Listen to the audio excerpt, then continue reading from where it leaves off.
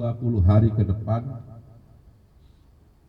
untuk tersangka TTL di Rutan Salemba, Cabang Kejaksaan Negeri Jakarta Selatan, berdasarkan surat perintah penahanan nomor 50 tanggal 29 Oktober 2024, dan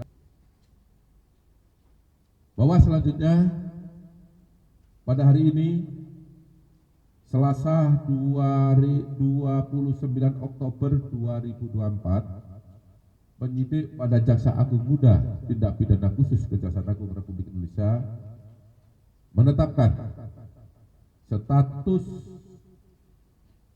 saksi terhadap 2 orang menjadi tersangka karena telah memenuhi alat bukti bahwa yang bersangkutan telah melakukan tindak pidana korupsi. Adapun kedua tersangka tersebut adalah 1. TTL selaku Menteri Perdagangan periode 2015 sampai dengan 2016 berdasarkan surat penetapan tersangka nomor TAP garis datar 60 garis miring F.2 garis miring FD.2 garis miring 10 garis miring 2024 tanggal 29 Oktober 2024. Yang kedua,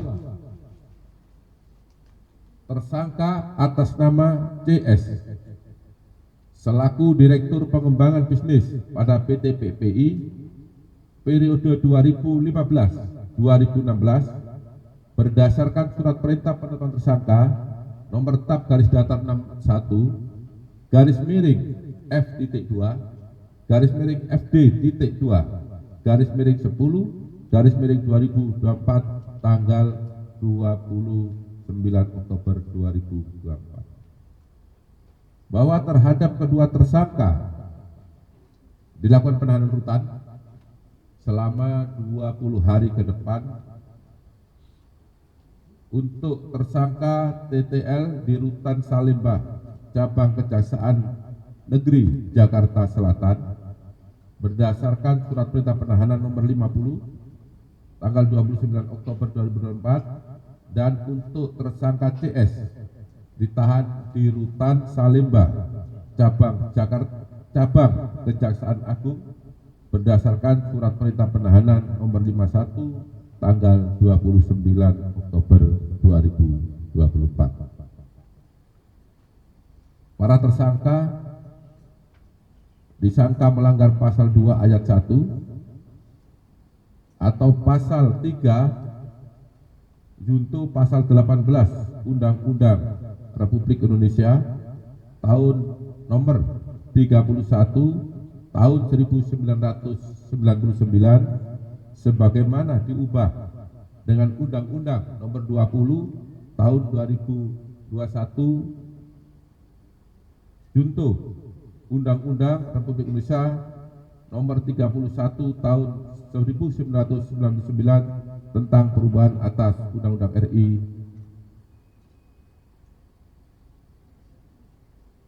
tahun nomor 31 tahun 99 tentang pemberantasan tindak pidana korupsi junto pasal 55 ayat 1 ke 1 KUHP. Demikian yang dapat saya sampaikan. Mohon maaf apabila ada yang kurang jelas dalam penjelasan saya. Saya akhiri, wabillahi taufiq wal hidayah. Wassalamualaikum warahmatullahi wabarakatuh. Waalaikumsalam warahmatullahi wabarakatuh. Baik, terima kasih Direktur Penyidikan. Rekan-rekan media, itu keterangan yang sudah disampaikan oleh Pak Direktur Penyidikan, saya kira sangat lengkap ya. Kalau ada hal-hal yang ingin didalami, barangkali ada 1-2 pertanyaan, silakan. Dan sebelumnya kami informasikan bahwa nanti kita turun secara beraturan saja, dan barangkali kedua tersangka akan diturunkan setelah kita semua sudah menunggu di bawah ya. Saya kira begitu. Ada pertanyaan? Cukup? Pak, penegasan aja Pak untuk peran Dari mana, Pak? dari Rama dari Radio El Sinta. Penegasan aja untuk peran dari Mendak 2015-2016 ini Pak TL ya, Pak Tenggung ya. Itu seperti apa, sejauh mana Pak? Silakan Pak Dir. Penegasan terhadap peran dari TTL ya. Jadi sudah jelas semuanya. Saya rasa tadi sudah cukup jelas ya, bahwa TL ini tadi yang pertama adalah telah memberikan penugasan kepada perusahaan ya untuk mengimpor gula kristal mentah menjadi gula yang kemudian diolah menjadi gula kristal putih dalam rangka stabilisasi harga gula di masyarakat. Karena pada saat itu gula langka, harga melambung tinggi.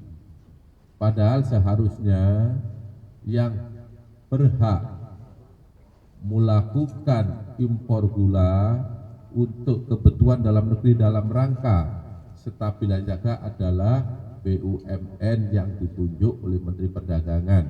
Itu pun adalah seharusnya gula kristal putih, bukan gula kristal mentah. Ya, sudah jelas? Saya kira begitu ya. Ada yang lain? Cukup? Oke, karena tidak ada lagi, saya kira kami sampaikan terima kasih. Ya. Untuk dari kasus maaf ini dari peradilan. Baik. Untuk tersangka lain, ya kita ikuti perkembangan dari hasil penyidikan. Artinya tidak menutup kemungkinan akan bertambah tersangka lain apabila telah ditemukan bukti yang cukup bahwa yang bersangkutan telah melakukan tindak pidana korupsi. Ya. Silakan. Satu lagi, izin. Alkah dari Media Indonesia, tersangka TTL ini, bagaimana sikap Kejagung merespon? Terima kasih. Baik. Terima kasih, pertanyaan yang sangat bagus. Bahwa penyidik bekerja berdasarkan alat bukti. Itu yang perlu digarisbawahi. Tidak terkecuali siapapun pelakunya, ketika ditemukan bukti yang cukup, maka penyidik pasti akan menetapkan yang bersangkutan sebagai tersangka. Saya ulangi, tidak memilih atau memilah siapa pelakunya, sepanjang memenuhi alat bukti yang cukup. Terima kasih. Ya. Sejak kapan Pak? Penyidikannya sejak kapan? Penyidikan dalam perkara ini sudah cukup lama, sejak Oktober 2023. Jadi kalau dihitung mungkin 1 tahun. Dengan jumlah saksi sekitar 90. Tentu penyidikan tidak hanya berdiri di sana, kita juga minta penghitungan kerugian keuangan negara. Juga memerlukan ahli, sehingga cukup lama karena perkara ini bukan perkara yang biasa, bukan perkara yang sederhana. Ya, cukup ya. Ya, satu lagi.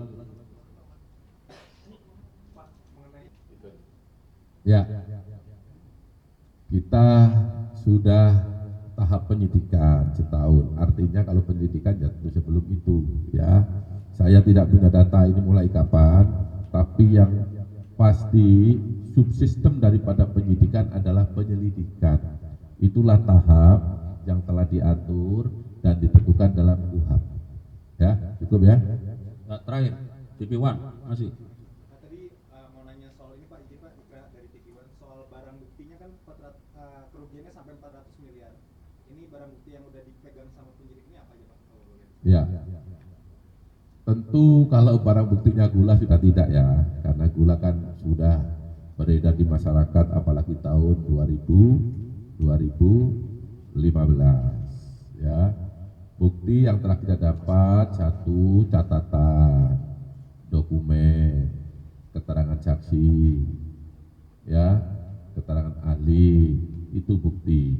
Kalau barang bukti kita dapat adalah dokumen sama catatan, ya, transaksi keuangan. Ini sudah kita dapat semuanya.